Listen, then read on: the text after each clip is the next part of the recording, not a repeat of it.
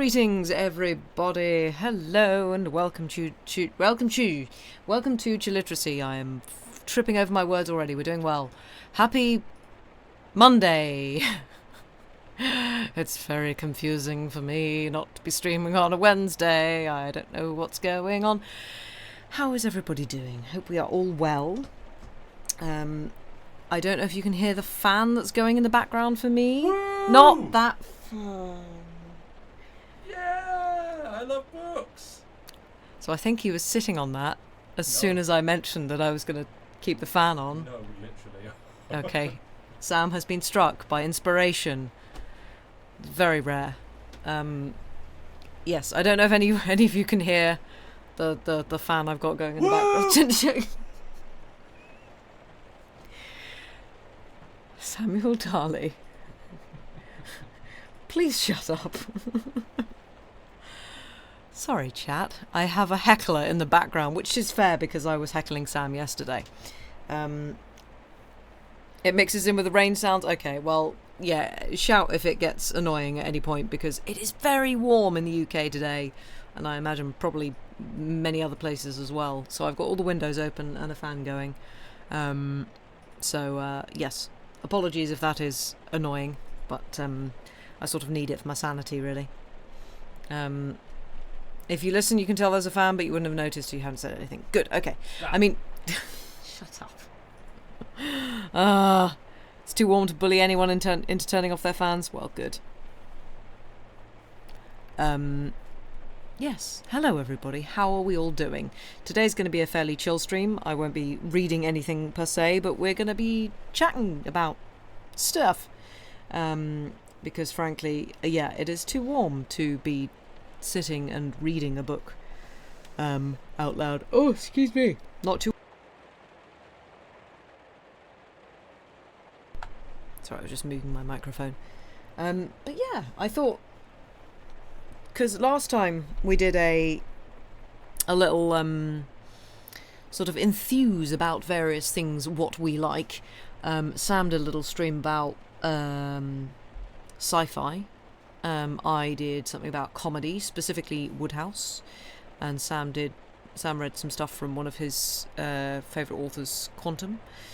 And yeah, we sort of had a chat about what we like about certain authors and what we like about certain like aspects of both those genres. And I thought I'd do something a little similar this time, but specifically talking about sort of music in literature and how music is written and how it's approached in literature and vice versa, sort of what... I mean, unfortunately, everybody, it's going to be largely classical music because that's my background, but things that have been inspired by literature. And we're probably not going to include opera in this because every opera has been inspired by literature of some description. That's kind of cheating. But yes. But yeah, how is everybody doing? Lovely to see so many of you in. Hello, who forgot? Andy, hello. Lynn, greetings. Art class, which I'm going to say like that just to be silly. Hello. Arian, hi. Queek, greetings. Who we got? Parola, hello. Salad, hello. Sam, obviously, is here. Amras, greetings. Yes. But yeah, it is warm. It is very warm. You are melted, but yes. So Sam and I saw some shooting stars last night, actually. I was a bit too tired to stay up too late, but there were a couple of good ones. I think we're meant to have already had possibly some northern lights in the UK, either today or very, very early this morning. So might go outside later and have a look for that. But yeah, I hope for anyone who is on meteor watch tonight, I hope you get to see some. You think we must have your heat from last week? It's only 27 degrees here. Andy, that's still warm for the UK. I think it was 28, 29 today here, and that's kind of like the hottest day, and we're going to apparently get less. I think it was 34 in London though, which is ugh. It was 30 there. Oof. Oh, you got back into Reeves and Mortimer. Excellent. I haven't actually watched a lot of Reeves and Mortimer, but they're great. 39 yesterday. Ugh. Gross. That's horrible. And yeah, 27. Still way too warm. Agreed. Yeah. I mean, it's very interesting to me because, as I've said probably a few times on several streams recently, I was in the Czech Republic. When was it? June? Yeah, middle of June. And it got up to like 33 and was quite a humid heat as well. And I was kind of coping with that relatively okay. And then I got back to the UK and it was just like 25 and I was like, oh my god, it's too hot, I can't deal with this. Which is silly. But, ooh, you've been up an apple tree pruning. Nice. You're kind of sore from climbing and working in very uncomfortable positions. Yes, and I imagine being prodded by lots of branches too. But I guess you've been up a little bit. So maybe you've got a breeze up there. I don't know. It's only 93. I don't know what 93 is. Sorry, Queek. I don't deal in freedom units. We're in Celsius here, unfortunately. But yeah, it warm. It very warm. It warm. But yeah, so today we're gonna... Oh, thanks, Andy, for the translation. 34. 34 is still too hot. It worm. It worm indeed. Oh yes, I can't remember if... When did I do the bookworm? I can't remember. I don't know if we've said on stream yet. But yeah, we now have a bookworm for anybody who is over, I think it's 2 years. Mainly because we already have the page 12 thing for anyone who's like up to 1 year and over. But yeah, 2 years I think is red. 3 years is silver. And 4 years, which will be available from Wednesday, should be gold, which is very exciting. I did mention it at some point. Well, there we go. I'm forgetting things. It's too hot. Too hot. But yeah, so I thought, as I said, that I would talk a little bit about, music and literature, because it's the two things that I particularly like. I mean, I like many things, but music's what I do and literature's what I do on here, so why not? Because I was thinking about this recently, and there's a lot of media that drives me absolutely up the wall, and this is film specific, I would say. There are lots of films that deal with music really badly, in my opinion, especially when you have sort of like some kind of musical figure and there's going to be some kind of dance battle but for violins or something in there, and there's this kind of misunderstanding of sort of, especially musicians, how musicians work and how music is for musicians. But there have been certain things I've read over the years that I've sort of sat and gone, you get it. And it's quite interesting how sort of varied that can be in terms of the approach. Good time zone, Lady Mephistopheles. Hope you are well. Operas don't count. No, Tolkien. Yeah. Sam literally mentioned just before we went live. Someone's going to mention Tolkien. Yep, I've got him written down. Fear not. But yeah, because it's obviously there are lots of authors who have sort of put songs, whether that's songs they've made up or whether that's folk songs, in their works, which obviously, especially if you know the tune, is kind of like, I don't know, it's a nice little I guess touchstone for people go, oh, I know this, but that sort of tends to be a little bit of a I guess just a thing to flesh out the plot rather than necessarily describing the tune or describing the way people interact with music. Glad you gave the predictable answer. I mean, you can't really not mention Tolkien. Like, he wrote a however many verse long song in one of his bits of Lord of the Rings, so it's like, yeah, yup. But yeah, so there's I think one of the first not one of the first books, but one of the books, I guess more recently, that I have read that surprised me with its treatment of music was actually The Name of the Wind by Patrick Rothfuss, because that is, for those of you who know it, I imagine a lot of you will, because, you know, it's a fairly sort of it's a stalwart of the sort of modern fantasy genre, or at least modern fantasy authors, and that was interesting to me, because I think a lot of the time, especially in fantasy, like sci-fi fantasy, like a lot of it is, anytime there's music, especially in kind of like medieval fantasy, it's written in a kind of slightly twee way where there's, it's slightly folky, and it's just sort of an interlude, or it's like a just sort of, I don't know, set the scene as like, oh, there's music going on here, there's a bard, to sort of, I don't know, flesh out the world a little bit. But I was so, annoyingly, the two books that I like feel like write music really well, I don't have anymore, because I have lent them to people. And I can't actually remember who I've lent them to, or when I lent them to people. So they're somewhere in the ether.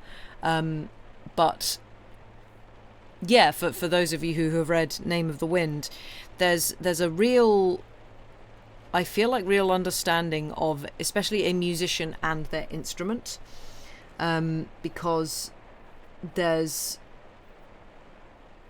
a difference between sort of, this is the thing I use to make this noise and I don't really care about it, and this is my lute, this is the most important thing to me, this is, I have to treat this with love and care and almost reverence, but also it's kind of my best friend because I take it everywhere with me, and this is how I express myself, and this is how I earn money, etc., etc. And he really, really writes that well, and sort of the whole kind of, especially because The Name of the Wind, it's all about true names of things, and, you know, kind of like listening to things for their true name kind of thing.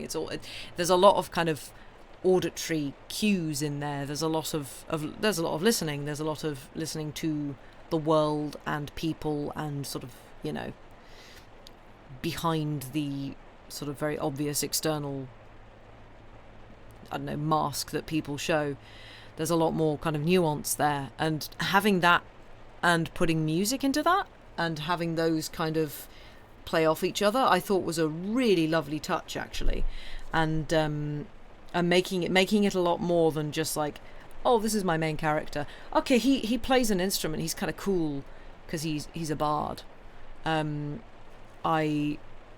don't think that. Yeah, that's one of the few things I've read that I feel like actually has a real understanding of musicians, especially in the kind of, obviously it's a fantasy book, but in the kind of era that it's depicting, like sort of high fantasy, high sort of medieval-ish, Renaissance medieval-ish fantasy. Instruments, I mean, they're still not cheap, but instruments were of the caliber that Kvotha, is it Kvotha or Kvoth? I can never remember. Has. Kvoth, Sam says. Like the quality of loot that he has is obviously very, very difficult to get, and must be treated with the utmost care and attention. And having that, you always say Kvoth? I've no idea. I assume Rothfuss will have said it at some point, but I haven't heard him say it, so I don't know. Also, hi Raytrace, I hope you're well. I could interject. You could interject? Interject away. I'll try and speak loud enough for chat to hear. Yeah, Can you hear Sam chat? I think somewhere in the book it gives a pronunciation guide. It's like, say it like quoth, which I assume to mean as in rhymes with quoth, rather than literally say quoth. Oh, okay. I think I've heard him say like quoth. Kvoth. Yeah, okay. Something like that, but I've always been a little bit sketchy on how he says it. Alright. Well, let's say Kvoth for now. Oh, hello. I see a Dave. A Dave who has ruined our surprise. How dare just gonna go on a tangent. So everybody knows what the mystery stream is now. To be fair, we didn't tell Dave that it was a mystery stream, so Dave just did what Dave usually does and puts his stream schedule up, which is totally fair. We were just like, oh yeah, we didn't tell Dave that we were going to make this a mystery stream. We weren't sure how secret to keep it anyway. We weren't sure how. No, we weren't. So yeah, we will probably actually like amend the the book week image thing to actually put what we're going to be doing on Sunday up there. But yeah, we're going to do a choose your own adventure with Dave, which will be very exciting and fun, and will be completely chaotic. You were lying. That's not what's happening. Well, you've cut. Okay, I'm lying too. Definitely. If it helps, you haven't looked. Oh, sorry, Amras. Well, yeah. Sorry about that. It's not a mystery anymore. Dave discovered it. Dave was the detective, and he discovered it. Oh no. Oh dear. Well, we've ruined it now. So yeah.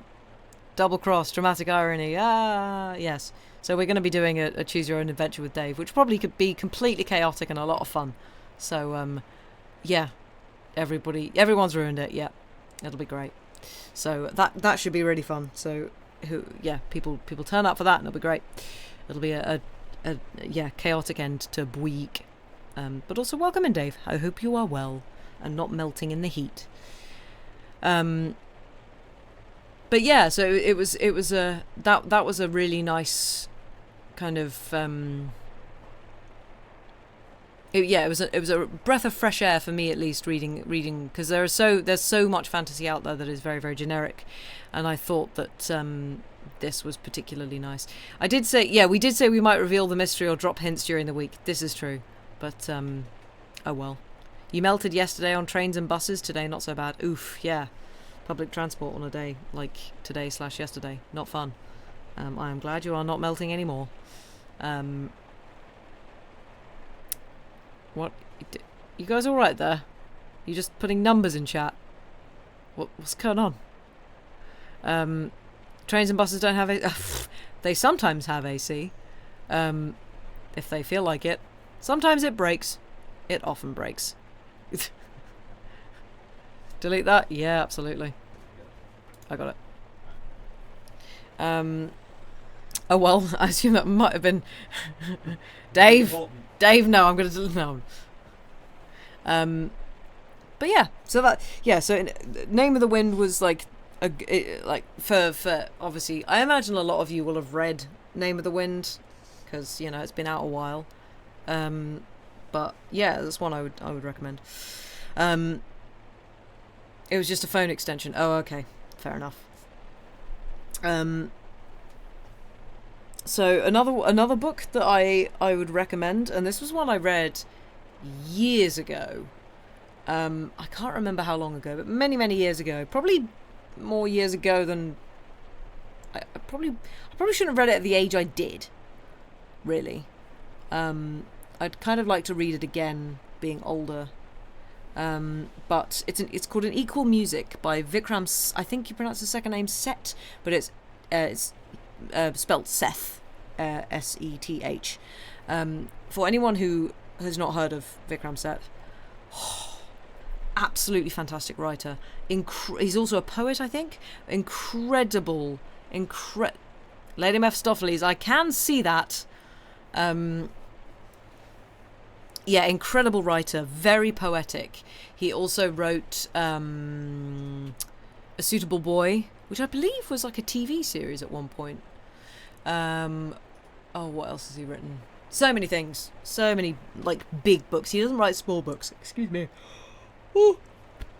Pretty much all of his books are tomes. Thanks for pinning that, Sam. You read many books long before you should have no regrets. Yeah, me too. And I look back and I was like, how was I not traumatized by this?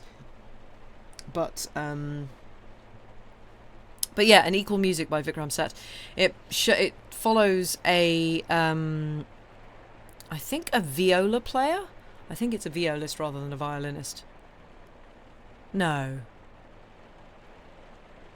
I can't honestly remember. I think it must be a violinist because, yeah, it sort of follows him. And I think think I can't quite remember the story, but I think it's, tell you what, I'm going to Google it.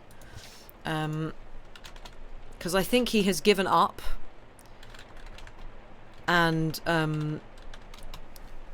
decides to basically...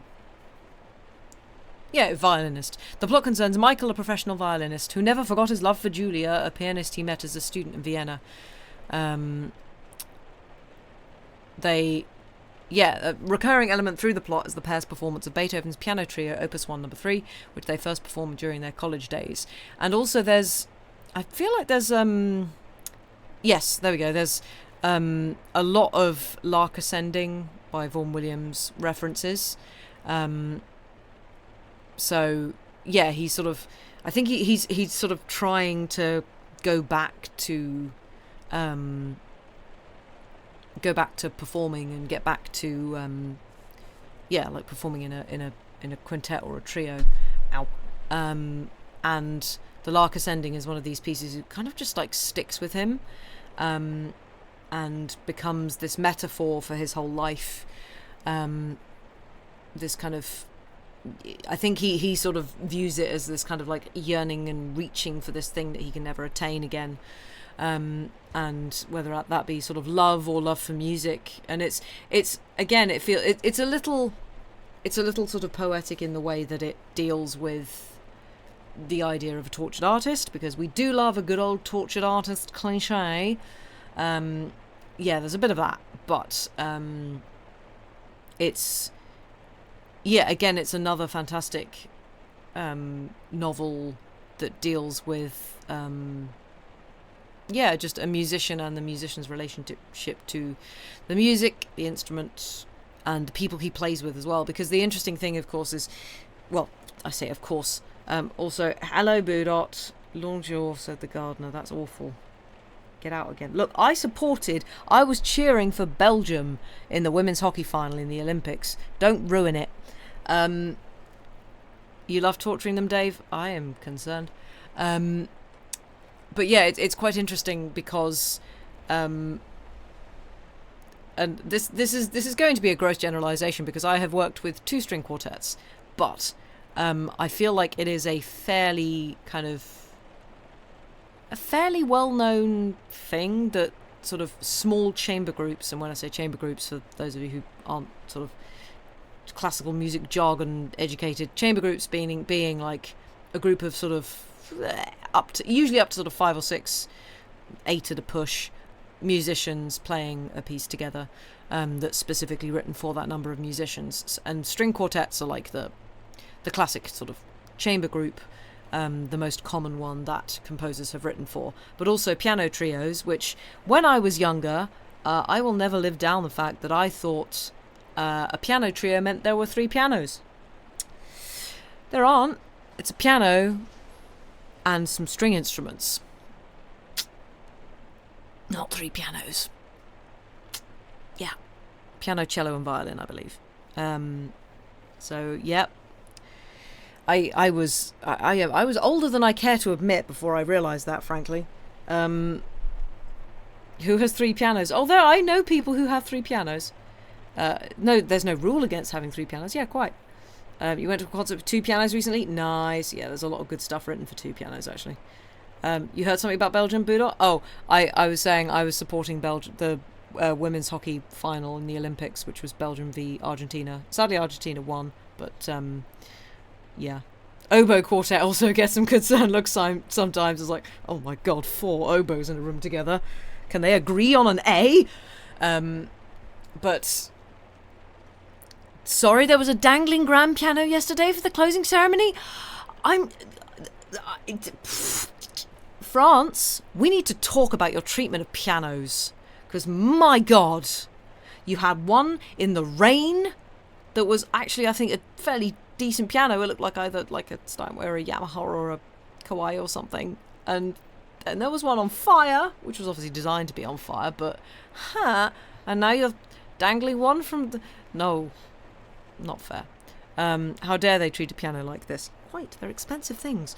But as I was saying, like chamber music groups, they're, especially if it's a chamber music group who's sort of like been performing together for years and years and years, there tends to be a certain intensity of relationships within that group, and often like that sort of manifests in like actual like romantic relationships, but also friendships can be very kind of fraught, tense. I remember working with a string quartet many years back, and just kind of felt like a fifth wheel, because I was like, oh, these guys know each other really well, and I feel like I'm at a family dinner that I'm not really meant to be at.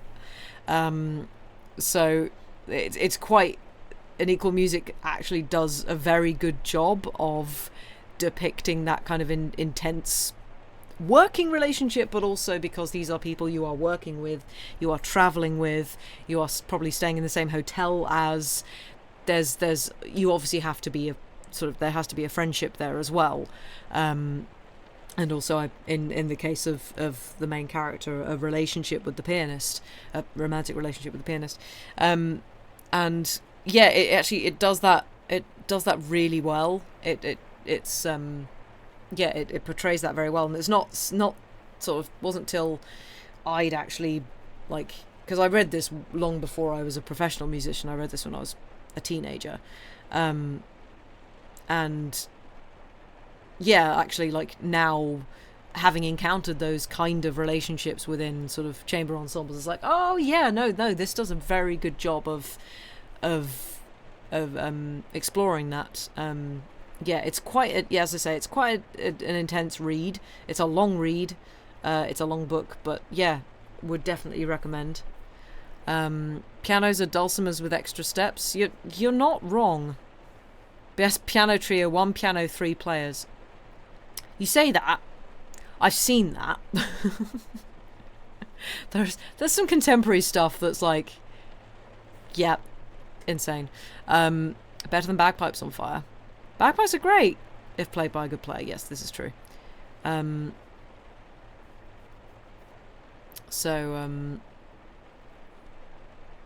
You just like that they had Kavinsky. I thought it had Nightcall playing during the skateboarding at one point. Now you know it wasn't going crazy because you watched Drive too much.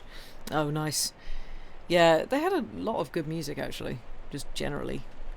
And valves are basically air frets. No, they're not, Budot.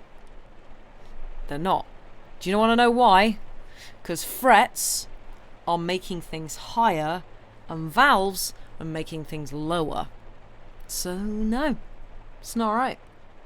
Valves are opening tubes up, frets are making strings shorter.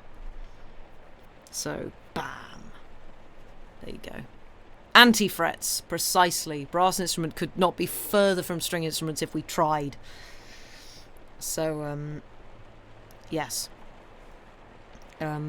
But yeah, that's an Equal Music. I mean, I might put a list of these in the Discord, actually, as kind of recommendations for people who are interested in, you know, reading stuff about music that deals with music, that is, you know, music adjacent.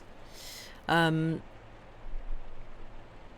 also, if anybody is interested in like actual academic musical stuff, then I have a long list of that kind of stuff as well.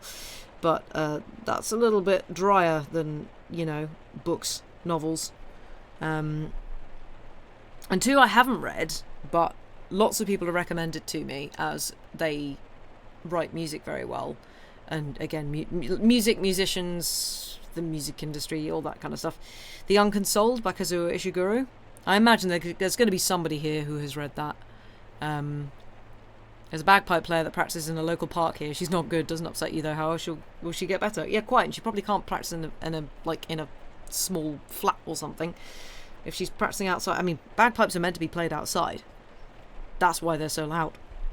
So she is actually doing the right thing. Yeah,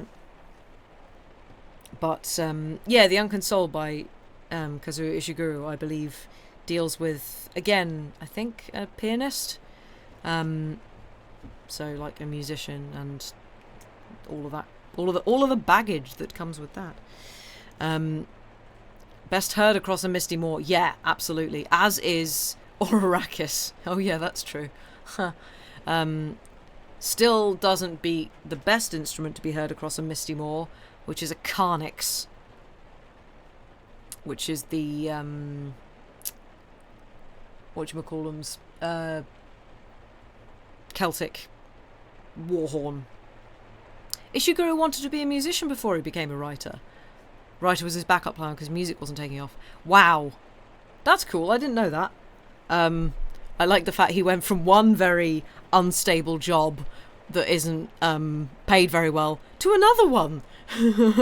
Like, writing is not a better source of income there. He wrote some good music. He actually wrote some. I will have to look that up. I did not know he composed stuff. That's very cool. Yeah, Carnix are scary. They are wonderful, and they are silly, and they are very, very cool. And a friend of mine who's a horn player, I think, is trying to get hold of one at the moment.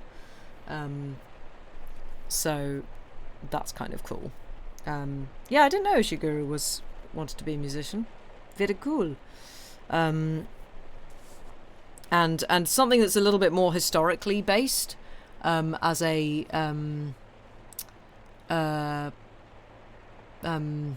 God, my brain's gone.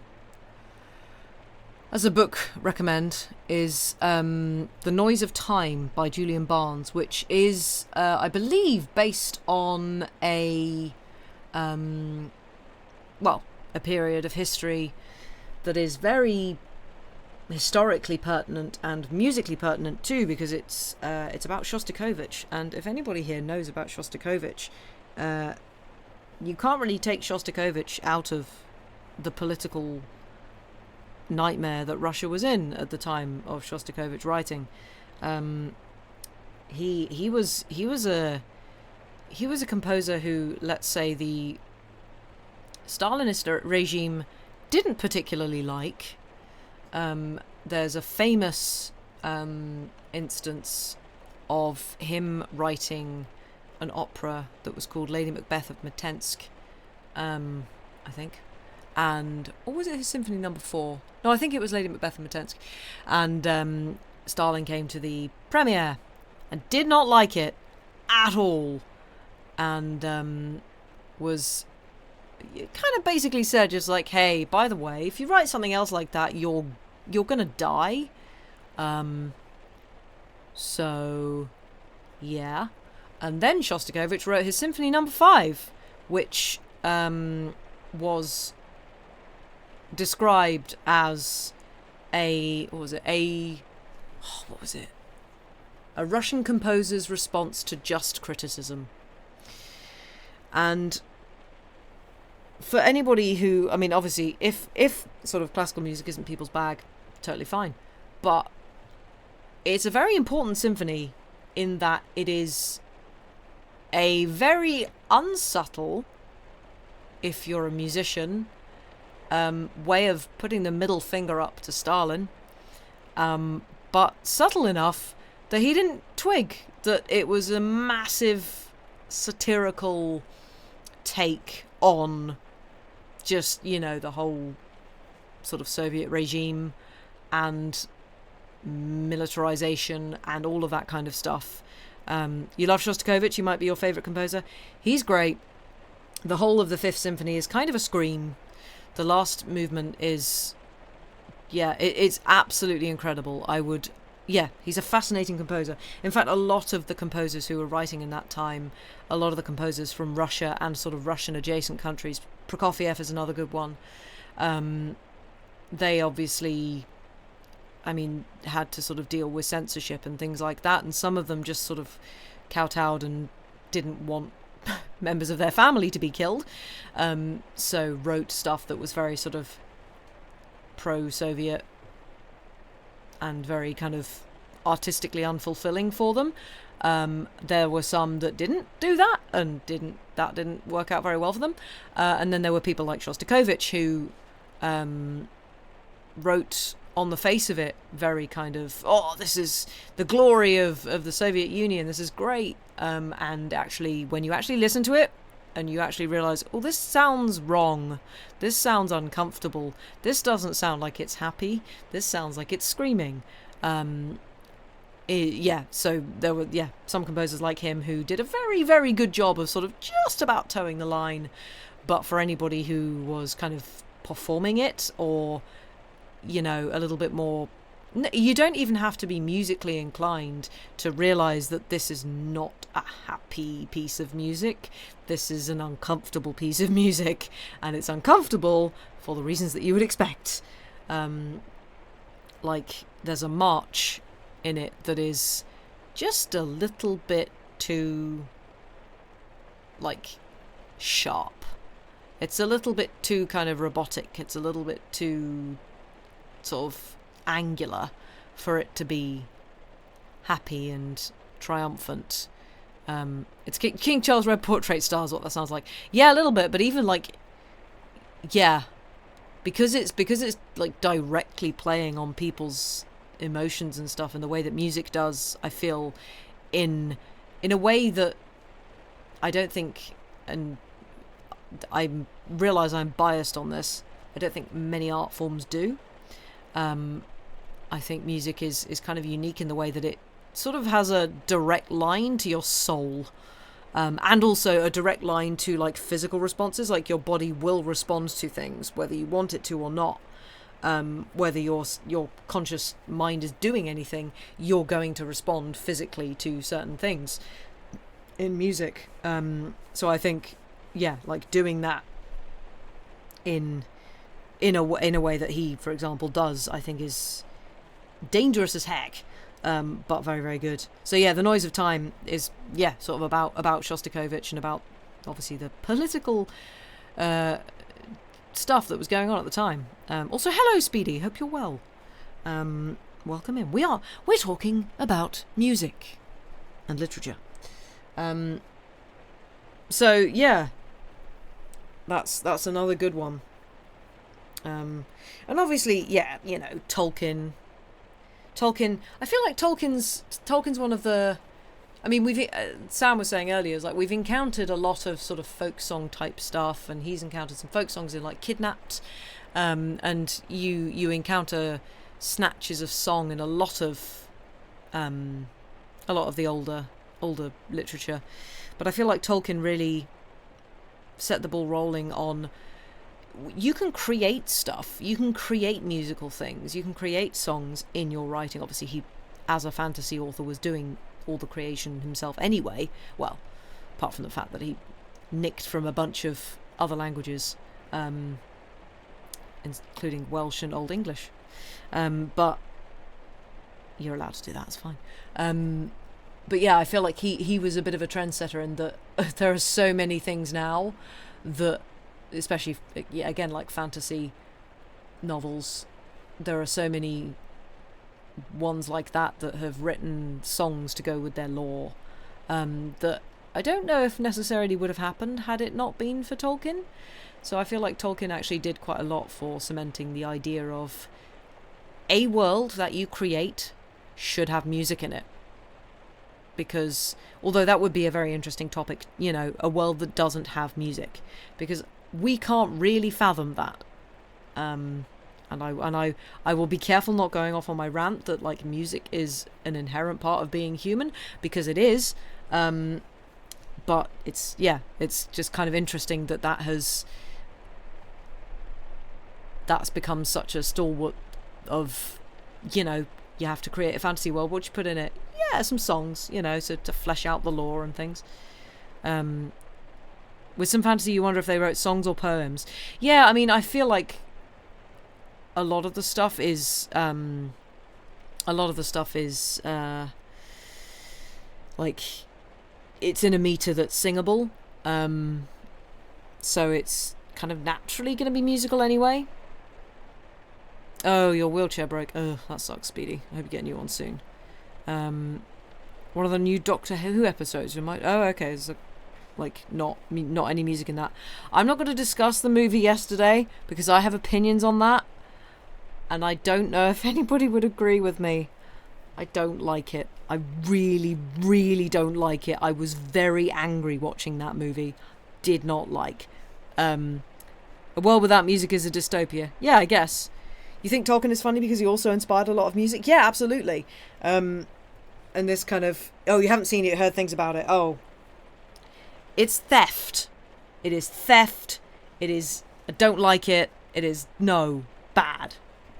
It's taking advantage of other people's work. It is, no. And also, everybody goes on about how the Beatles changed so much music, but it's like, that's a very unpopular opinion. I don't think the Beatles were, yeah, they did some stuff. I feel like Queen did a lot more. Anyway, there are gonna be people who are angry at me now. But I'm allowed to have that opinion because they're British. No, I'm not. But yeah, it's kind of interesting that, yeah, Tolkien he also inspired a lot of music. Obviously, he inspired a lot of film music, and it's interesting how that kind of how the sort of epic, especially fantasy epic, but this kind of epic writing,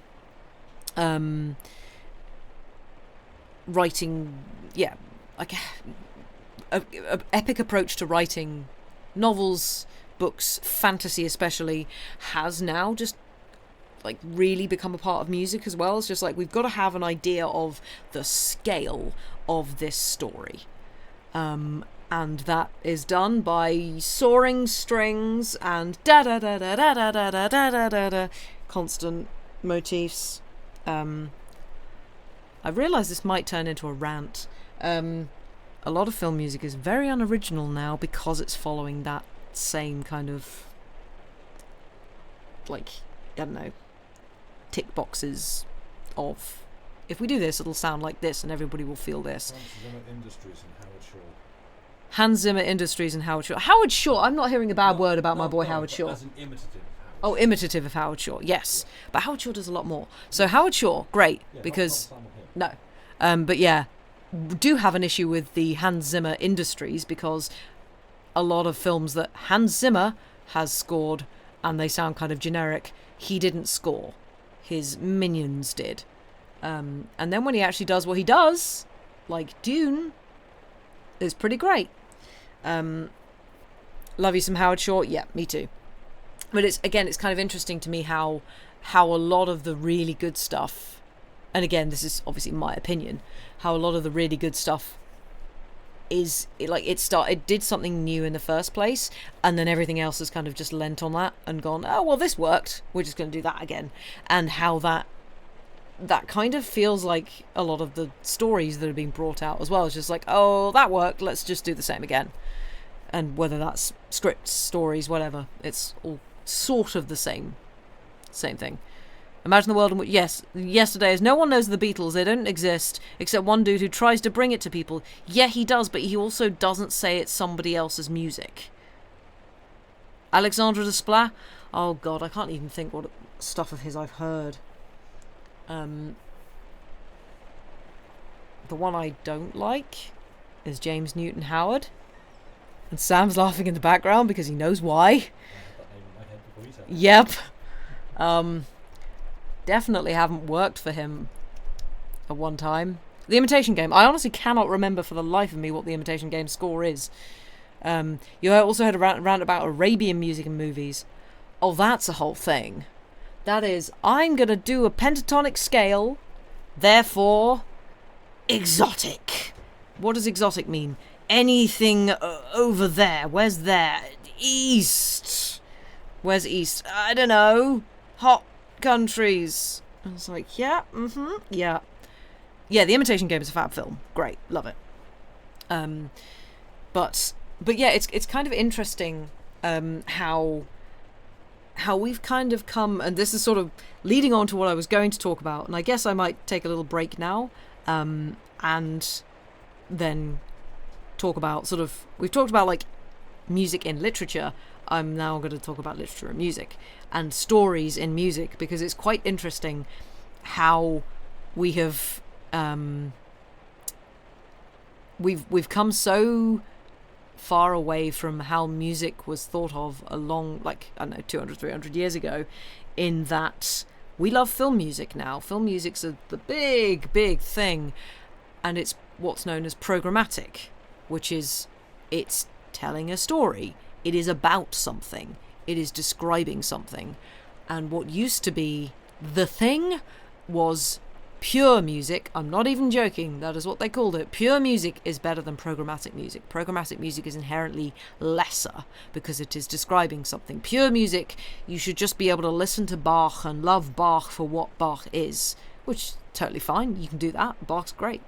But to put that on a higher pedestal than programmatic music, don't like that. So it's kind of interesting. I'm not going to say anything about Iron Audi because guys, I'm sorry. I hate Iron Audi. I really don't like Iron Audi. I really don't, because for me, there are a lot of people who do what he does more interestingly. I feel like Iron Audi makes a lot of money from copy paste, and I feel like there's a lot more that he could do to, do some different things and bring other things in, and like, he's got such a big platform, he could absolutely do some more interesting things. Tears from Amelie. I don't think I've seen Amelie. And I don't think I've heard any of Jan Tiersen either, so I don't know. You have a whole radio station pretty much only playing film music. Yeah, I mean, that's classic FM here pretty much at this point. And yes, you're always very aware of when a movie is attempting to manipulate your emotions musically and annoys you. Yes. Yes. Oh, I guess I'm gonna have to listen to Jan Tiersen. Okay. But yeah, I'm gonna throw to a little break, and then we will come back and discuss this and other things, because I have some recommendations. And again, I'm sorry, they're classical. Well, classical. One's more modern. Two's more modern, actually. One's very, very modern. So yeah, but we're gonna throw to a break, and then I'm gonna come back and talk about some more music. As per the pinned comment, you know what to do. What? Oh, damn it! Can I unpin it? I can't unpin it. I don't know how to unpin it. God damn it! How do you unpin a thing? Anyway, I'm gonna go to a break. Go have a break. Go do break-related things. Have a nice break, and we'll see you back in about 5 minutes. Bye for now.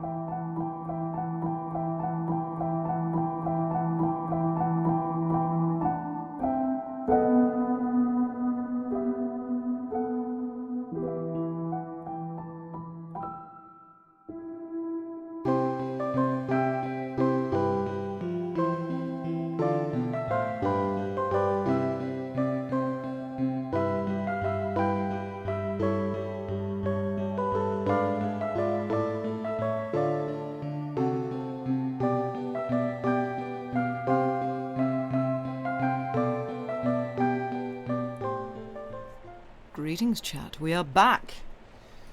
Back from a break. I hope you have all done break-related things. I was considering making a cup of tea, and then, as Salad has said, too warm for tea. I sadly do not have ice cream, though now you've mentioned it, Salad, I want ice cream. We absolutely should have had ice cream earlier. Oh well. Hey-ho, we didn't.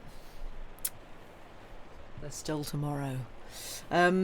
Yeah, hi chat. Hope you've had a good break. How are we all doing? Are we all melting still, or are we melting slightly less? I hope we're slightly less melted.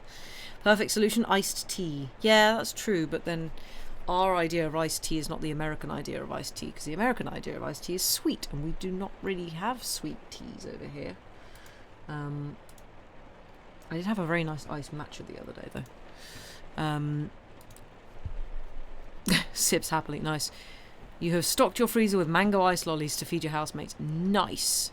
You were going to bring ice cream to work and then you've got ice cream? Sad times.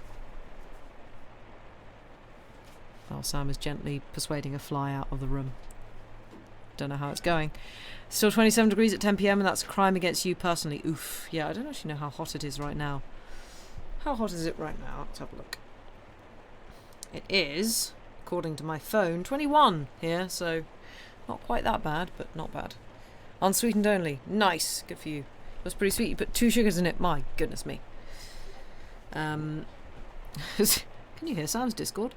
But yeah, I hope we are all well, chat. We were talking about music, especially with regards to, you know, stories and such, which in this day and age usually translates to films. It's 25 degrees. Ugh, it should be illegal. It should. But yeah, I was gonna talk about. Just punch the mic. Why don't I do that? So there was a thing back in the days of yore, and it's kind of been a thing in the classical music world for many a year, and still probably is, frankly, of this weird wacky idea, so wacky, that music that isn't about anything, like there's no story behind it, is somehow lesser than music that is just, you know, music for the sake of music. I think that's complete rubbish, honestly. And I think I wrote an essay about it, I think, at some point during my conservatoire day. Yeah, I was just there for a day.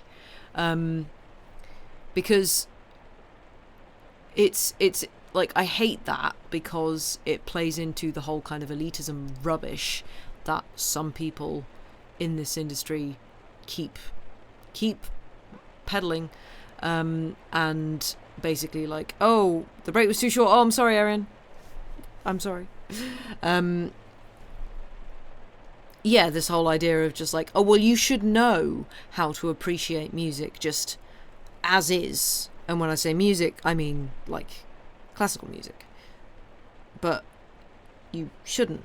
I mean, sure, you can listen to music and go, that's cool, I like that. But you don't have to know anything about it to appreciate it. You can just go, nah, not my thing. Or you can go, yeah, that's great, I like that.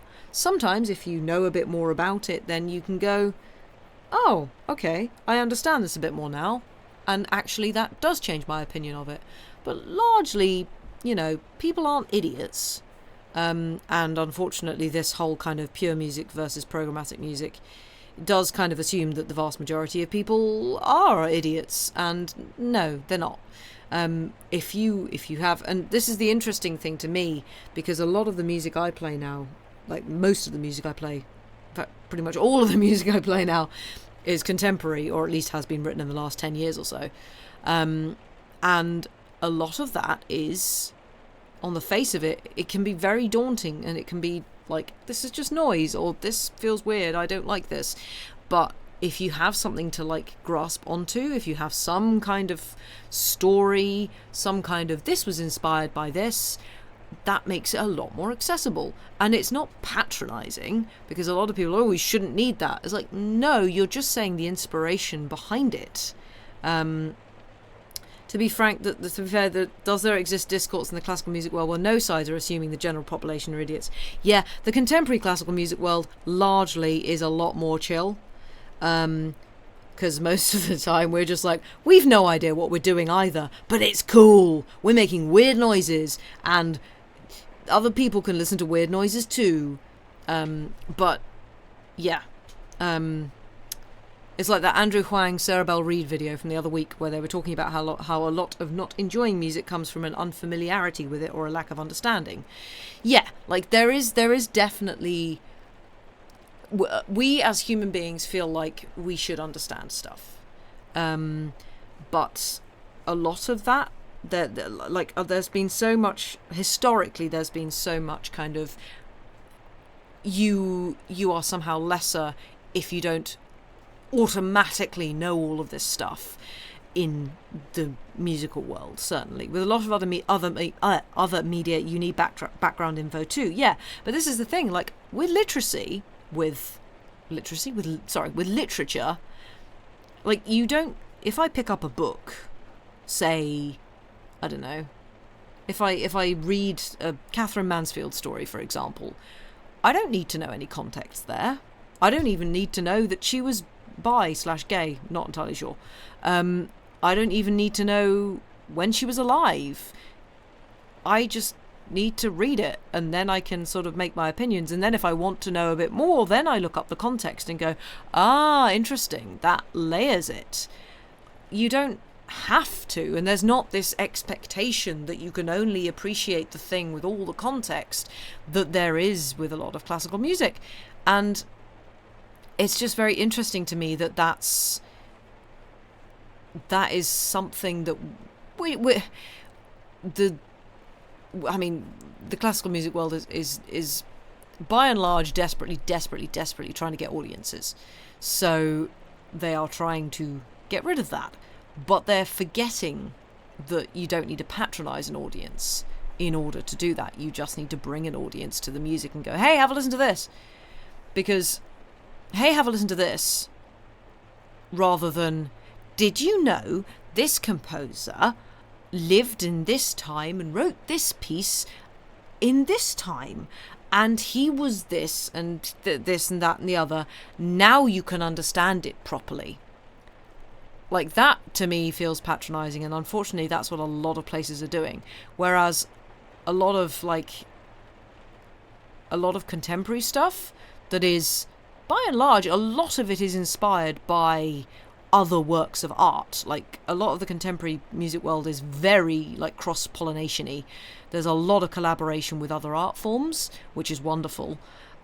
So you do automatically have a bit more context, because you just go in expecting to be either challenged or completely baffled, or go, oh, this is cool.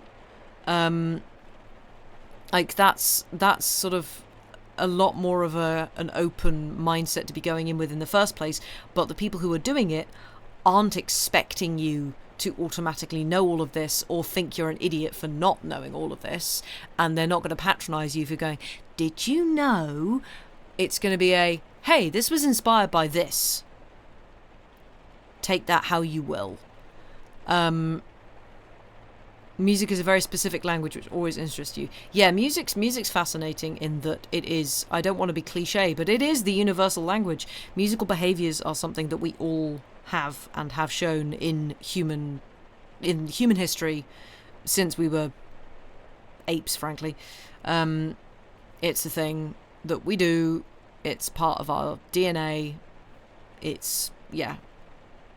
And we do all, like, it's like, people forget, and this is, I'm not going to go on a rant about how arts funding cuts are ruining the world, but like, it's yeah, I feel like everybody should have a right to music, frankly, because everybody consumes music pretty much every day in some form. Did you know Star Wars music was based on concert music? Works a lot better. Yeah, exactly. If you put it in a context that people will get, rather than trying to educate them from this kind of exalted position of, I know things you don't.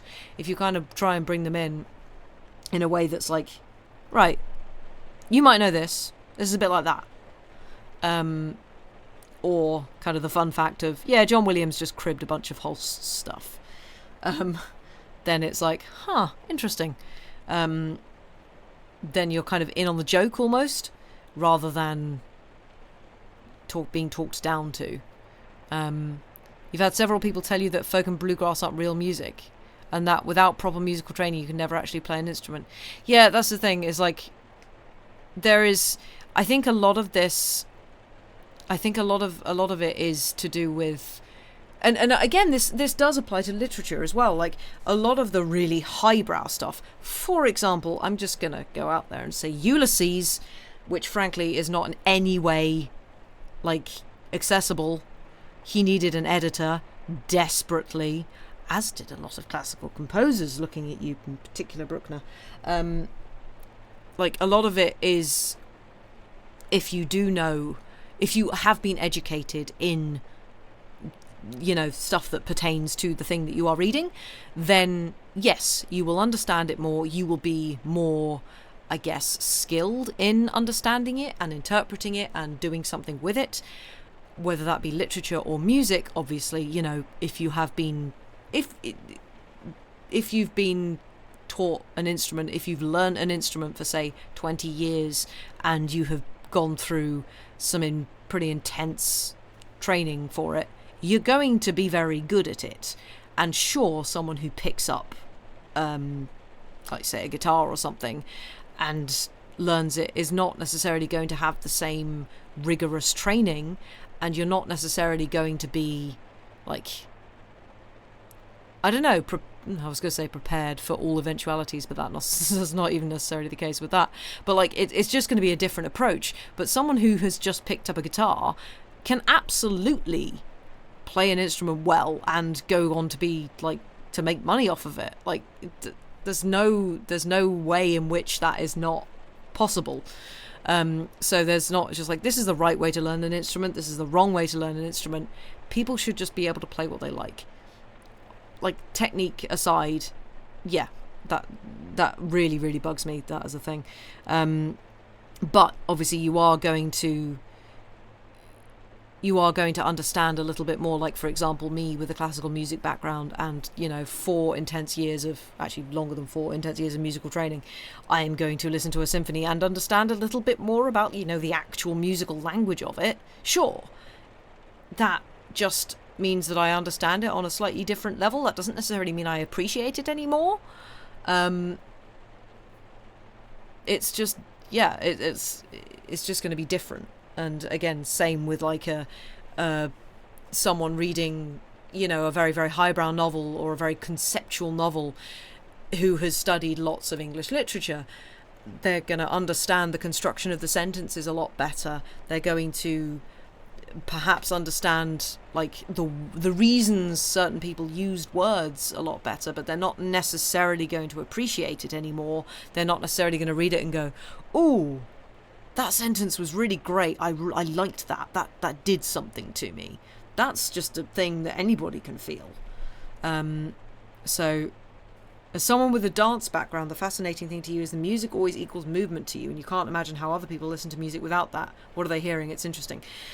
So the fun thing with that salad is, so I did, and I will have talked about this on stream because try to get me to shut up about this, but I did basically a mini dissertation about the origins of music, and music and movement are intrinsically linked, literally, because in order to make music as a human being, say in the simplest way possible with your voice, stuff in you is moving. We are moving beings. We have a drum in us. Like, we have an inherent rhythm. It's called the heartbeat. So we've, like, movement rather is intrinsically linked with music, and the whole kind of thing of, we're going to separate that because that's the classy thing to do. It's just such a load of rubbish. So it's a lot of unlearning of societal rubbish, really. You got people into some classical pieces by going, listen to this, it slaps, not by giving them a lesson. Yeah, exactly. You mostly like classical music because doots make the brain go brr. Yeah, absolutely. Like, there's definitely been some stuff that I think I've sent Sam going, hey, listen to this, you might like this because you like this. And like, Sam is a big Vivaldi fan because Vivaldi slaps. I literally made a playlist for him called and for those of you who know the reference, I called it Vivaldi the Rad Priest. I'm very proud of that pun, because, yep, I was very proud of that. For those of you who don't know, Vivaldi was known as the Red Priest because he was ginger. The Rad Priest, thank you very much. Yep. As a classical music loving child, you were viewed as weird. The snobbery, yeah, this is the thing. It's like, it's because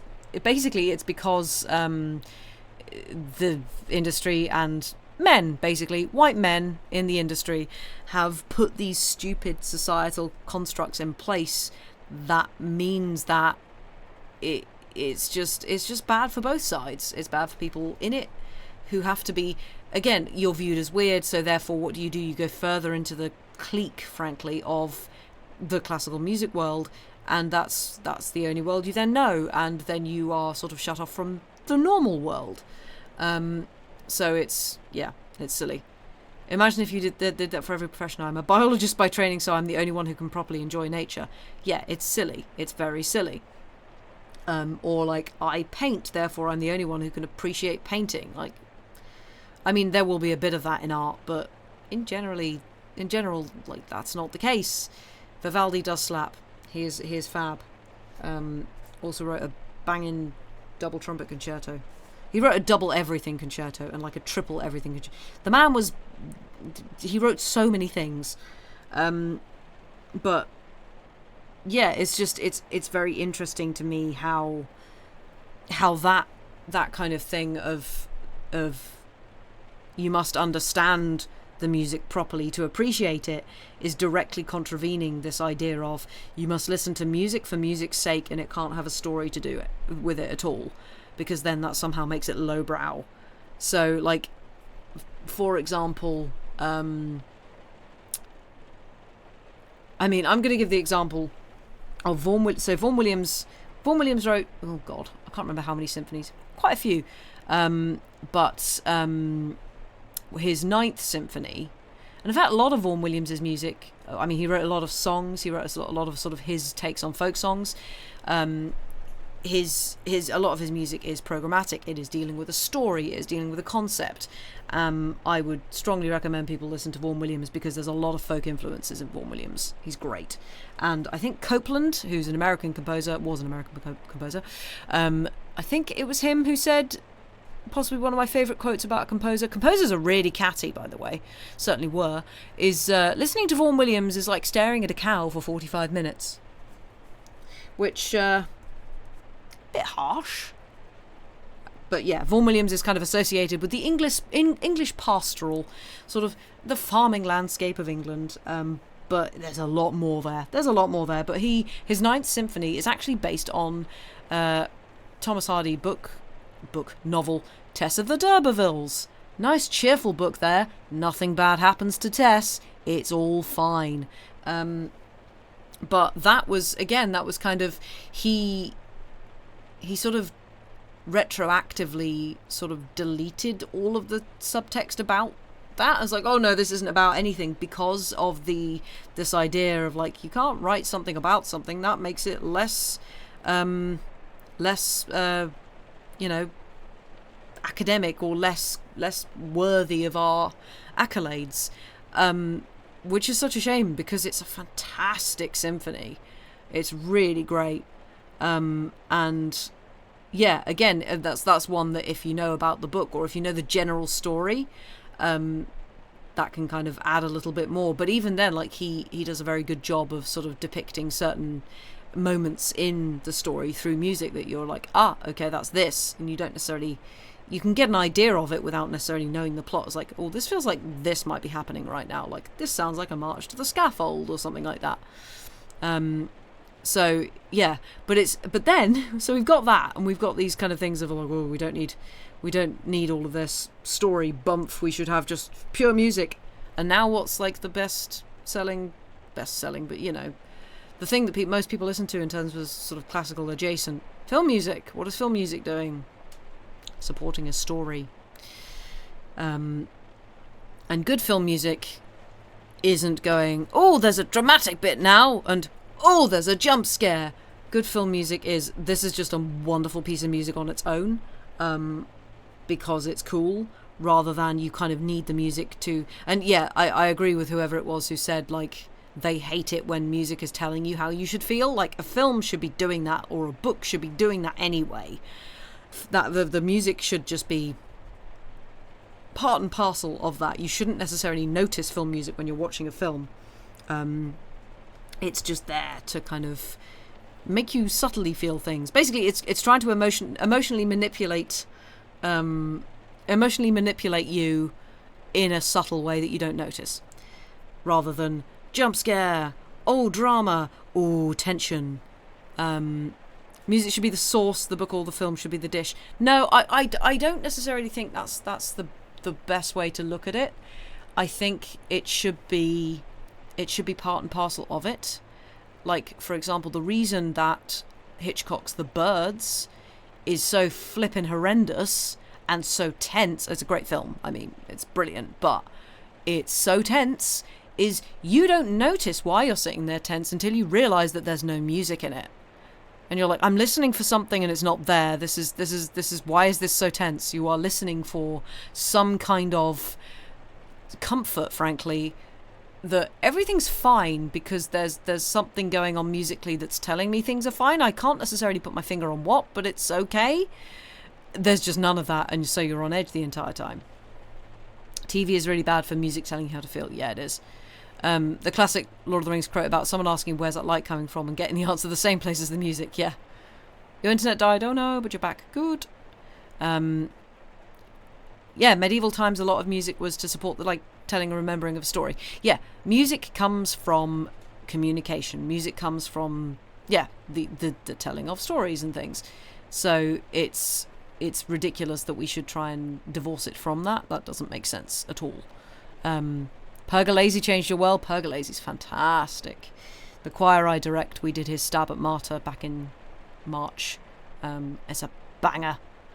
You'd love to hear that person's opinion on Stravinsky. I don't actually know what Copland's opinion on Stravinsky was. Stravinsky and Schoenberg, however, you should look up what Stravinsky and Schoenberg thought about each other. They had opinions. They did not like each other's music. Sorry, I just sneezed. But yeah, but there's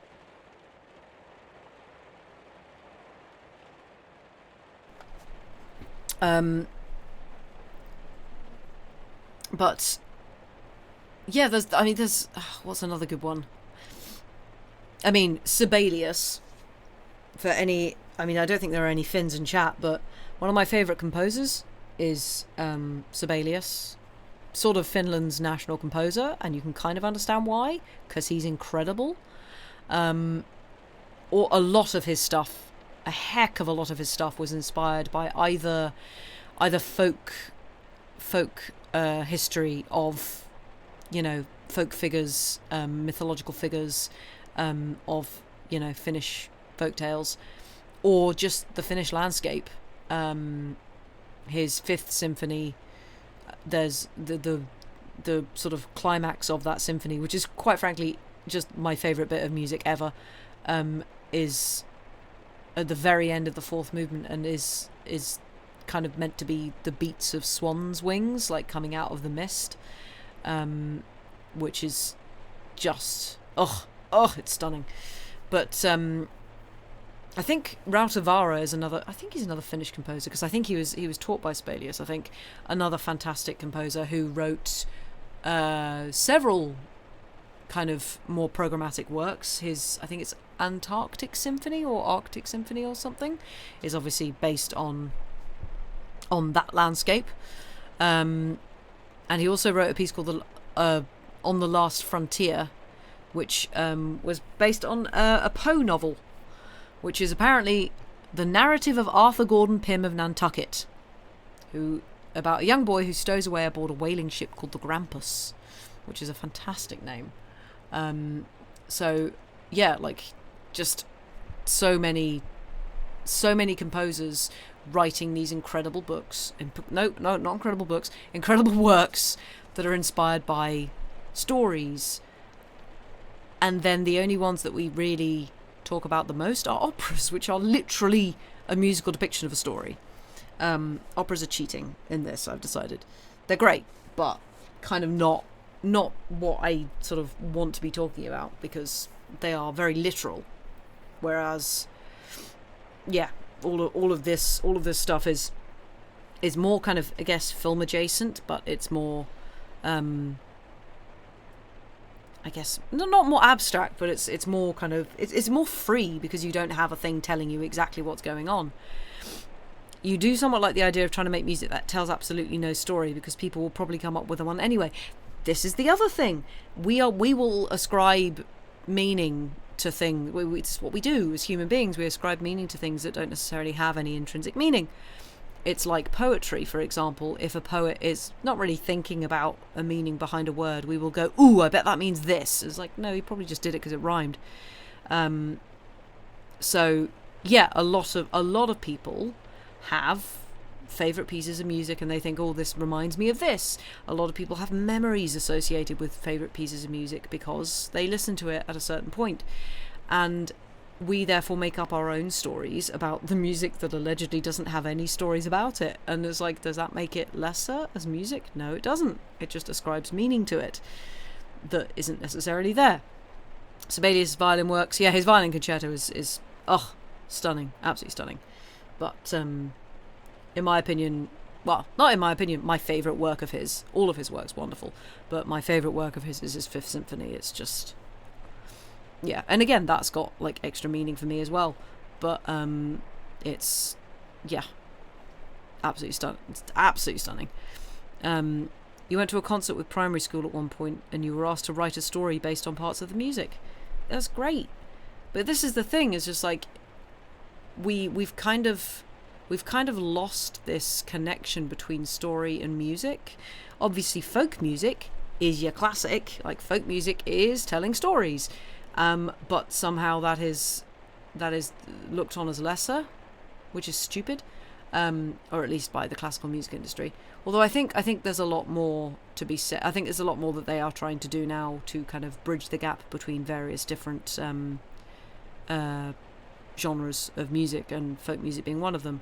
And also there are so many interesting folk artists out there now who are doing really interesting things with it, who have come from varying different backgrounds. Lady Maisery are a good example. Like they've all, I'm not sure all of them, but certainly one of them has been, I think, classically trained. And obviously just bringing some different background into storytelling is, yeah, it just adds another layer. But we want desperately, or we don't want desperately, but historically we have wanted desperately to take away that layer from classical music, which is silly. But yeah, like I have always been someone who listens to music and sees.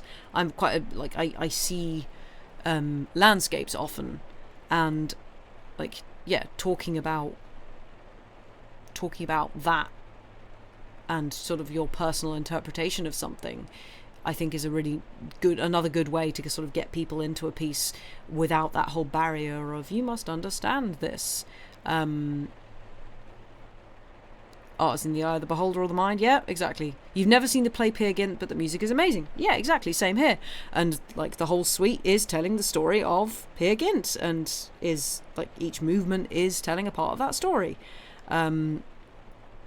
Unfortunately, we only tend to hear a certain like couple of tracks. We hear In the Hall of the Mountain King and we hear Morning, and that's pretty much all you hear from that suite. Whereas if you actually listen to the whole thing through, it's telling you the story, and it's great. The Amadeus soundtrack, I haven't actually watched Amadeus. It is my guilty confession as a classical musician. I haven't seen Amadeus. Dreadful, I know. But yeah, I know that it's one of those films that is like everybody thinks it's just a great film. No matter whether you are a musician or not, no matter how historically accurate it is, it's not historically accurate at all. But yeah, it's great. Like that Amadeus had a cover of that song from Planet of the Apes, the musical, in it. If that, I mean, I don't know. I haven't seen either Planet of the Apes I don't know if there is a Planet of the Apes the musical. I assume probably not. I assume this is some kind. Yeah, that's gone over my head. Your confession is that you didn't like Amadeus. I haven't seen it, so I can't say. You love the icy landscapes. Yeah, yeah. There are certain pieces that do it more for me. An example. Oh, it's a Simpsons reference. Okay, I haven't seen The Simpsons. I'm sorry. Simpsons? Yes, I haven't seen The Simpsons. Apologies. You associate Mozart, opera, rock with Amadeus and you can't help it. Nice. Good golly, I know, dreadful. I didn't have time to watch cartoons when I was a child. I was studying the way of the trumpet.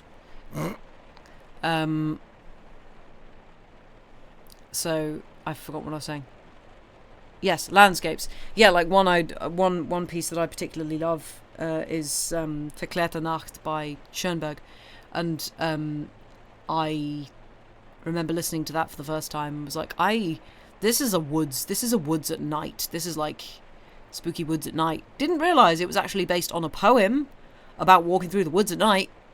So it's really weird how, again, and it's that's the thing, it's like ascribing meaning to something, and if it's done well, and not even necessarily if it's done well, but a lot of the times people will write stuff deliberately to elicit a certain emotion or a certain idea of a scene. So like listening to that is like, oh you did that. Yeah, that's exactly what that is. Huh. That's incredible. So, first time you ever got a sense of scale and landscape was listening to Dvorak's New World Symphony. Oh, that's another banger. Stupid key.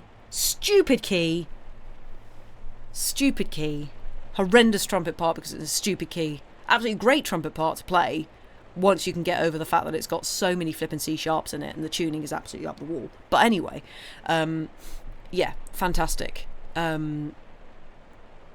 Yeah, Dvorak New World Symphony, Fingal's Cave, Mendelssohn's Fingal's Cave. Oh, great stuff. Stirring stuff. Another one, Sibelius's Corelia Suite. Absolutely fantastic. I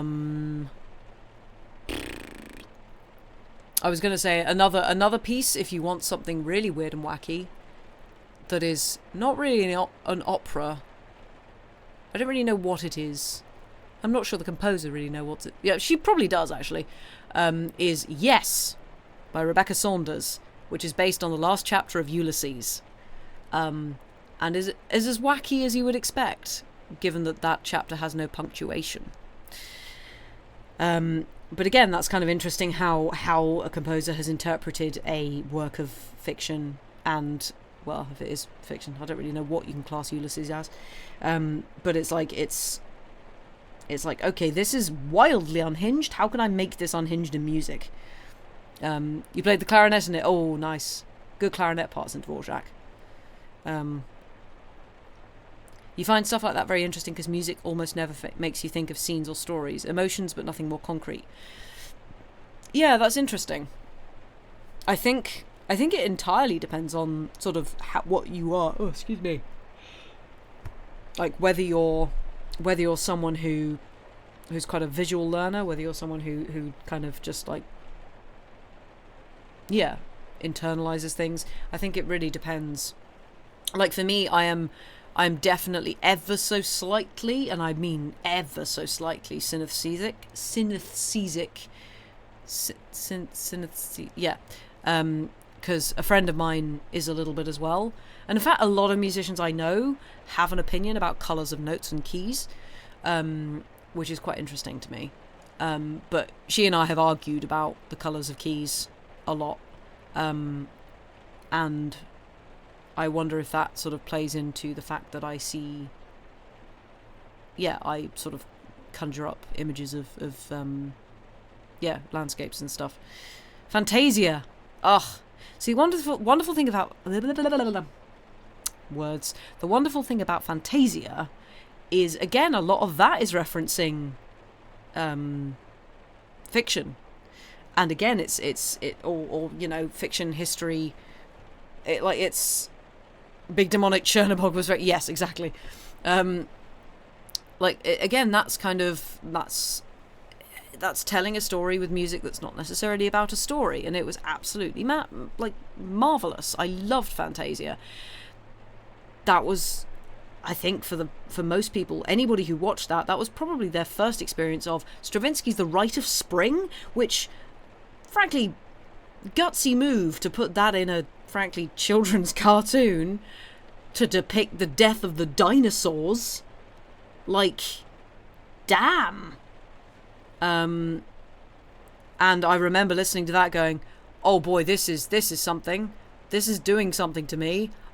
This is so cool and also terrifying. And then like, if you come back to something later, if you've sort of listened to it and had one context of it as a kid, and you listen to it later and you're like, oh, different context, same response. All you remember is The Sorcerer's Apprentice and Night on Bald Mountain. Yeah, both very good though. Wonderful visual interpretations of the pieces. Yeah. Le Sacre de Printemps. Oh, it's good though. You were horribly bored, Andy? Wow, fair enough. Rite of Spring with no context is terrifying. Rite of Spring with context is worse. For anybody who likes the Rite of Spring, would strongly recommend, don't know if it's still on YouTube, the Joffrey Ballet a number of years ago did a recreation of the original costumes and scenery and dance. Yeah, it's a thing. It is properly haunting and really bad for the dancers too. Oh, Salad, you danced the Mystic Circle when you were 13 or 14. It was so difficult. Yeah. Hey, dancers, you know how you always turn your feet out? Why don't you not do that? Why don't you do the opposite? I'm sure your knees and ankles will love you for that. You probably appreciate it more now, to be fair. Yeah, you probably would, I guess. But if you didn't, that's also fine. Like, again, this is the thing, is like, everybody can appreciate things differently. Everybody gets a different sort of in to either music and, frankly, again, literature as well. It's just like this whole thing of just like, you shouldn't read, you know, people dunk on romance. There you go. You shouldn't read romance because it's lower brow. It's just like, well, so long as you're not like actively going, oh, this is a healthy romance, I'm going to take this into my actual life, which could be problematic. Just read stuff, consume stuff, so long as it's not awful in terms of like, here's what you should do, and it's awful and bad and toxic and horrible. But like, just go into, don't read Lolita. Wow, yeah. But again, Lolita kind of meant to be kind of satirical. You will get cancelled on Twitter. Yes. But that's the thing, is like, there's a lot of stuff out there that people, oh, you shouldn't read this or shouldn't read that. Like, people can still make up their minds on stuff. And if you come to the sort of problematic conclusion,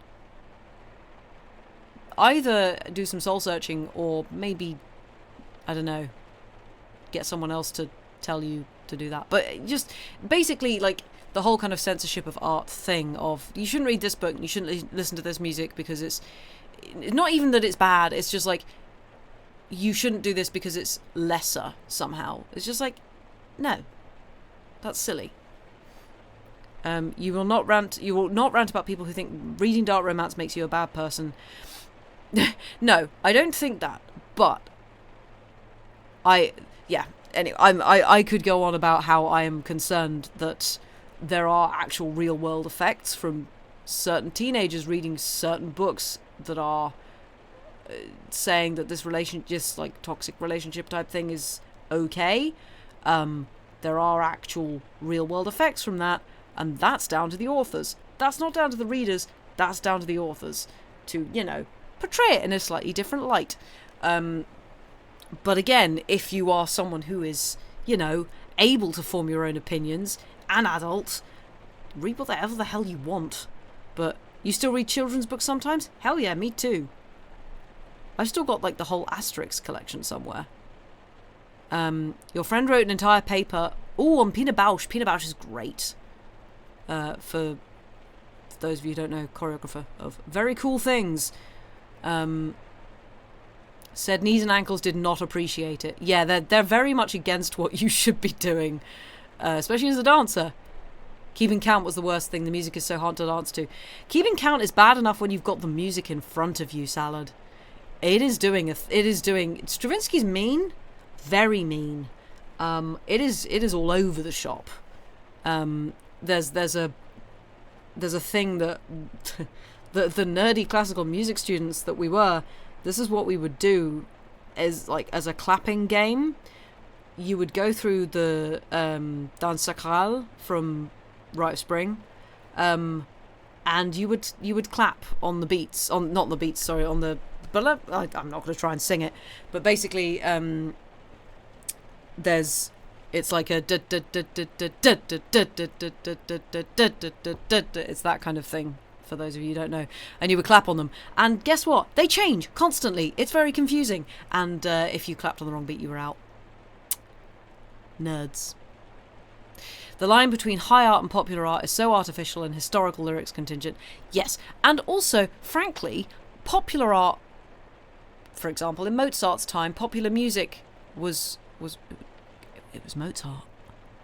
Mozart was pop music, guys. Why are we gatekeeping this? Why? Like, that doesn't make pop music worse now. It's just different. So, yeah, it's silly. It's also down to the marketing team to market it correctly and the parents to talk their kids about healthy relationships. This is also true. Yes. Popular music does not necessarily equal good music, or does equal good music as well. Doesn't equal good music. Yes, popular music does not necessarily equal good music. Yeah. Popular music is just, it's popular. And frankly, nowadays, usually means it's a meme of some description. Mozart was the Billie Eilish of the Austrian court. I feel like Mozart wasn't. I feel like Mozart was a lot more,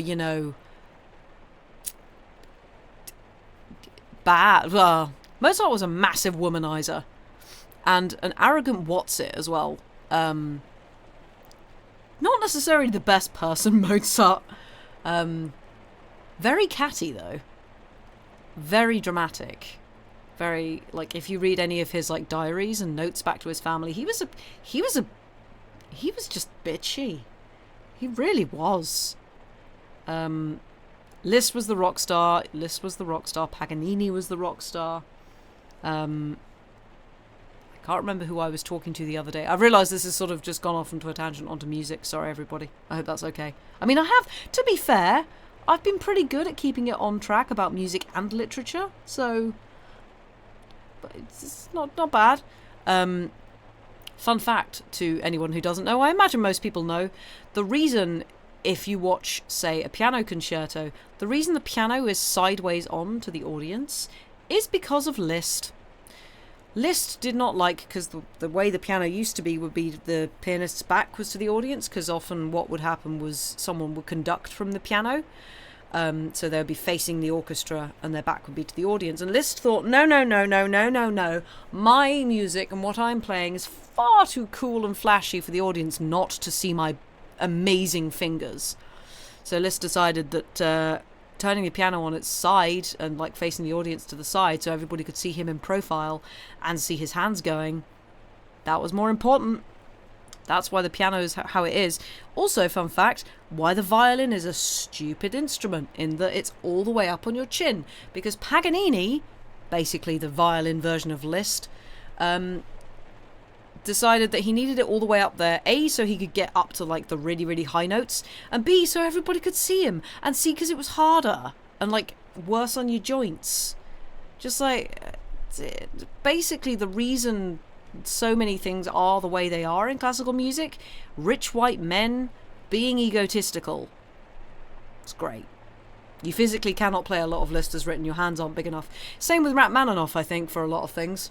For those of you who don't know, Guzman and Jew would strongly recommend you look those guys up.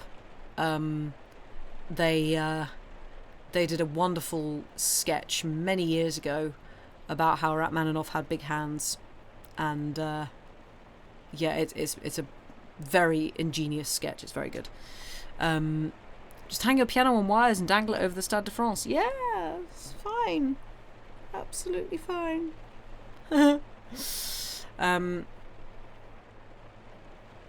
Ballet shaking hands with that. Yes, ballet is just like, oh, you can do this, right?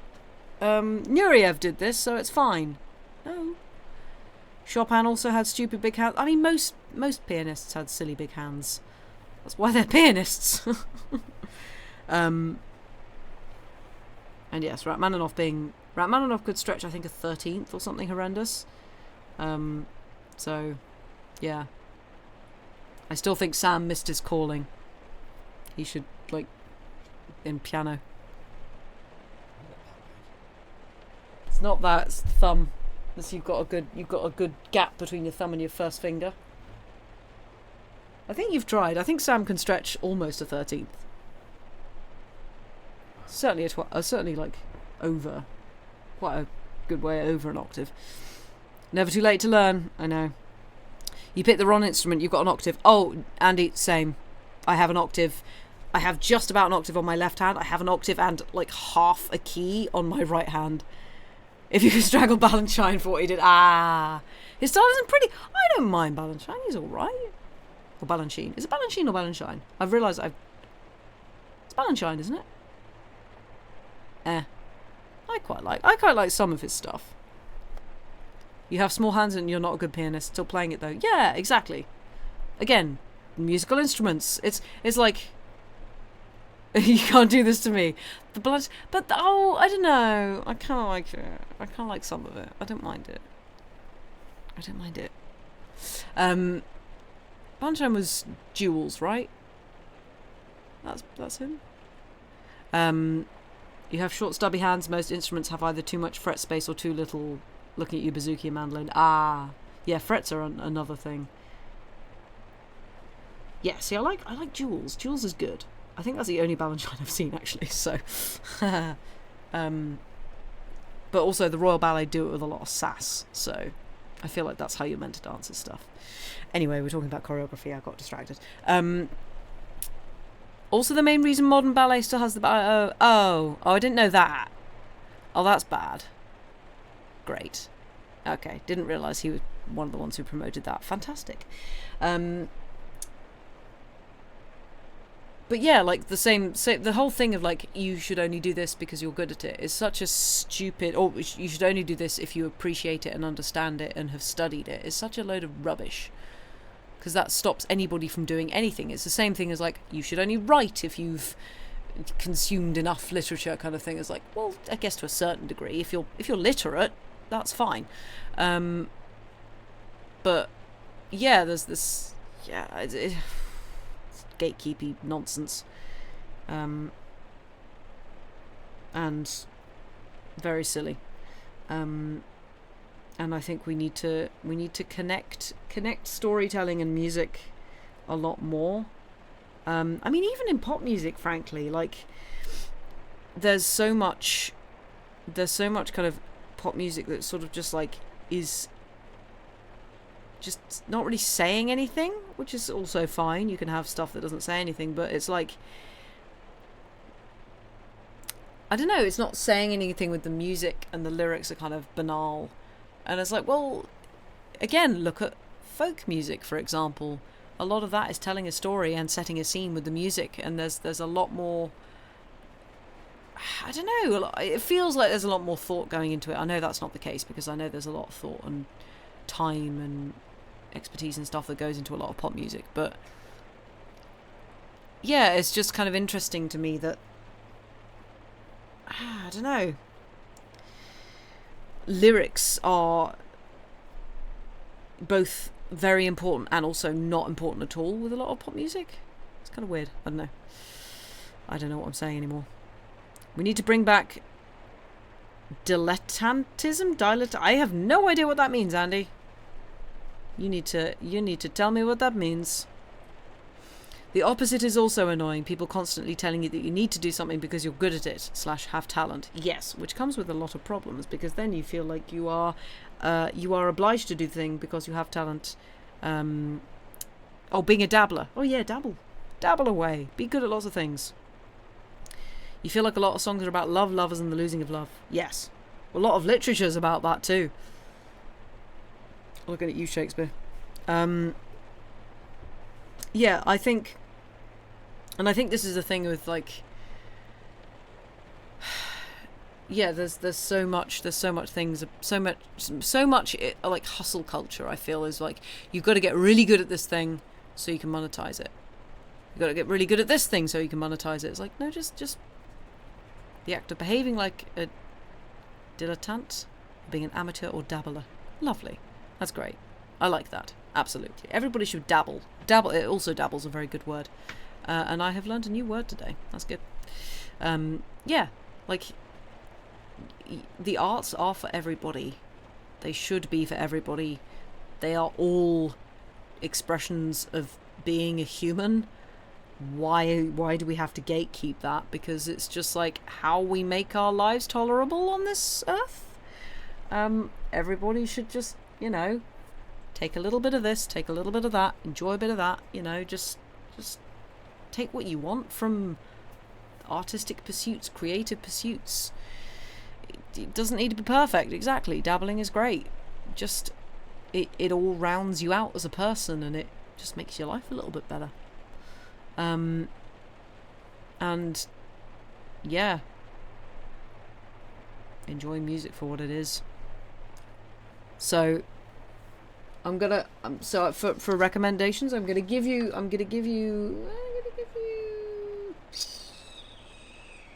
two recommendations musically. You want a t-shirt that says I'm a dabbler? Nice. Yeah, I'm gonna give chat. Dabbling is good, dabbing is questionable. Yeah. Two recommendations, chat, for those of you who don't. I mean, go listen to some Sibelius. I would recommend Corelia Suite or Violin Concerto or Symphony No. 5. Symphony No. 2 is good too. Just any flipping Sibelius. Go listen to Sibelius, he's wonderful. I would also, if you want another banger of a piece, which is also based on, I think it's a book. Janacek's The Kreutzer Sonata, which is a string quartet. Janacek is great, Sibelius is great. And if you want to be weirded out, go listen to Rebecca Saunders' Yes. Just Yes, that's just what it's called. Just called Yes by Rebecca Saunders. Yeah. But also, you don't have to do that. Or, listen to some Vivaldi and rock out. It's all good stuff. And yeah, I would definitely recommend An Equal Music for anybody who likes really lovely poetic writing and stuff about music. Vikram Seth, genuinely fantastic writer. I think he's Indian. I'm not 100% sure. But I think he's won so many awards. Absolutely brilliant. So yeah, that was my little, I don't really know what that was. Little chatting stream about music and literature. Liszt's Dante Symphony, yes! I knew there was a Dante one that I was like, there's got to be something about Dante's Inferno that I know of. Yes, that's it, Liszt's Dante Symphony. Yes. Also, Francesca da Rimini by, is that Tchaikovsky? Or is it Rachmaninoff? I think it's Tchaikovsky. Not sure. You've seen one comment. Hey, nice! Lots of good imagery. Yeah, Liszt wrote a lot about hell and death. So, speaking of analysing music, popular music, Howard Ho has great breakdowns of a lot of songs. Oh, okay, cool. Yeah. And I might get Sam to link the video that he mentioned earlier in our Discord, because it's very interesting to hear two people, one of whom I know, ironically, talk about sort of their journey from, I think, both classical music to what's basically like noise music now, and especially electronic weirdness. And yeah, their views on that all now. But yeah, I'm going to see if there's anybody to raid. Let's have a look. Who have we got? Anyone on? Doobie-doo, skibbity-bub.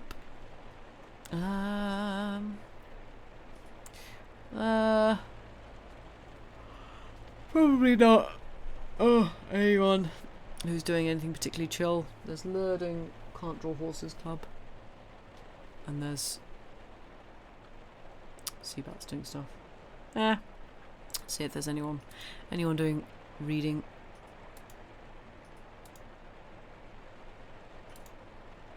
Oops.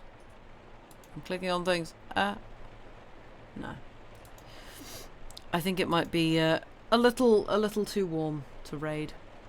But yeah, thank you all very much for being here. You're all wonderful people.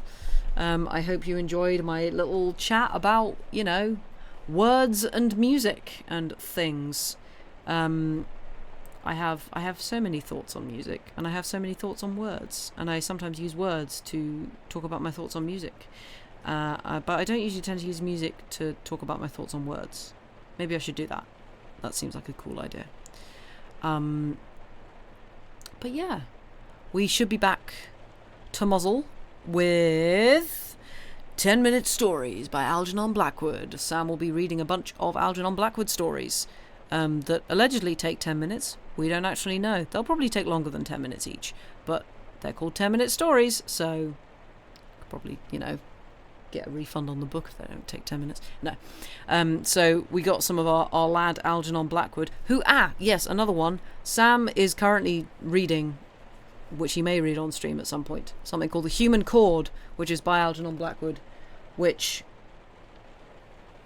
is obviously to do with music. So I guess stay tuned for that whenever that's going to happen. Stay tuned. But yeah, come back tomorrow for some Algernon Blackwood. That'll be at 5, I believe. And then Wednesday I'm back at your bog standard normal time of 9 p.m. BST. Reading some Sherlock Holmes. I haven't decided which story or stories yet. Might be Hound of the Baskervilles, which might take up a whole stream. And then we are finishing on Thursday with definite mystery stream. Definitely not anything to do with Dave. Definitely not a choose your own adventure. Who knows? But yeah, thank you all very much for being here. We shall see you tomorrow. Go take care of yourselves. Try not to melt. Hopefully tomorrow it'll be slightly cooler for most people. And yeah, we shall see you then. Thank you very much, and goodbye.